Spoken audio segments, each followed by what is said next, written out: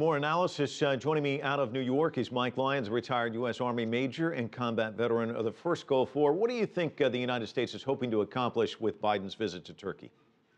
Well, Mike, the bottom line is nations act in their own best interests, and right now our interests are not aligned with Turkey, so we've got to get these two in sync. Right now, our focus against ISIS is inside of Iraq and not necessarily in Syria, whereas in Turkey's perspective, they want to focus on the takedown of the Assad government. They want to focus more on Syria. So first and foremost, these two countries have got to get on the same page when it comes to how we're going to deal with ISIS and what the strategy is going forward. Let me ask you about better coordination with Iraq. We saw these meetings. It seems like they're starting to move in the right direction. I mean, you say they're still out of sync, but how far are these two sides, would you say? Well, a great example is Incirlik Air Base and the fact that right now U.S.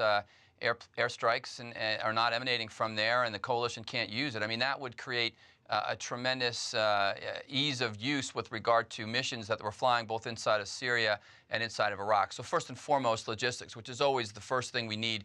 And then second thing is just the border between Syria and Turkey. You want that closed off. Don't want any more ISIS fighters going in and out. That's gotten better, but still probably not to the standard we'd expect. We've seen salvos coming from both sides. Erdogan recently saying from the no-fly zone to the safety zone, training and equipping, all these steps have to be taken now. He said the coalition forces have not taken those steps. We asked for them. He seems disappointed in the coalition. Obviously, the coalition not crazy about Turkey. What about these complaints from Erdogan? Well, Mike, the no-fly zone steps up the military operation considerably. It almost, as the president would have to go back to Congress and get permission to do that, get involved with other countries. So if you're going to implement a no-fly zone inside of Syria, you're going after now the Assad aircraft on the ground, their air defense capability. It notches up the operation considerably. You want to put a no security zone inside Syria as well, same thing. You're going to put more troops on the ground. Who's going to take that mission on? So that's the issue. And the United States does not have the appetite to increase its military mission inside of Syria at this point. And Mike, Vice President Biden said in a speech early in the Syrian conflict that Turkey assisted extremists because they were seeking to depose Assad. Erdogan not happy about that. He demanded an apology. White House said Biden called Erdogan to apologize, but Biden said he didn't. All of this kind of undercurrent, how easy will it be for them to kind of put this aside and move forward through these couple of days there in Turkey, do you think? Well, like anything else, these two sides have got to find out what's most important to them, and what's likely most important to the Turks is the fact that the United States will commit to the taking down the Assad government at some point, develop a better strategy, have a plan to do that, train and arm Syrian rebels and give them an opportunity. But the United States is going to want in return more logistical support from Turkey, and they're going to want them to be more of a leader inside what is a very volatile Middle East that could still really blow up and go further at any given time. What about these complaints, though, that Assad has actually benefited from these strikes on ISIL within Syria?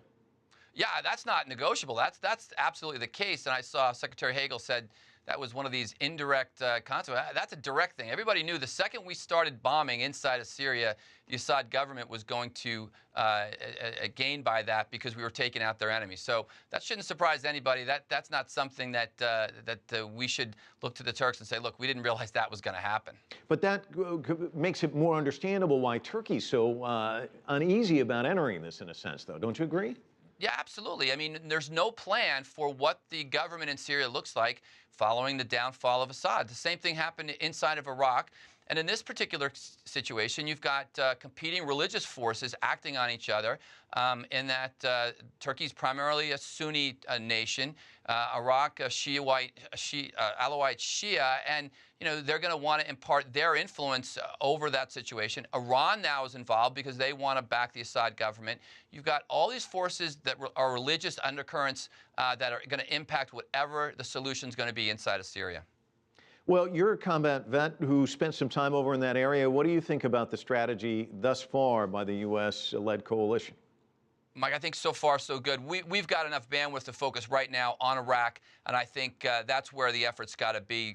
Knowing that Syria is going to be a mess for a long time, there's an opportunity inside of Iraq to take ISIS, defeat them soundly there, regain the Anbar province, fight back to the north, get Mosul back, and then reestablish that border, then get the Middle Eastern community to decide what happens with Syria. We're kind of weighed out on Syria, and I think that's the concern about Turkey, because Turkey wants it taken care of more expeditiously. Mike Lyons joining us from New York. Thanks so much.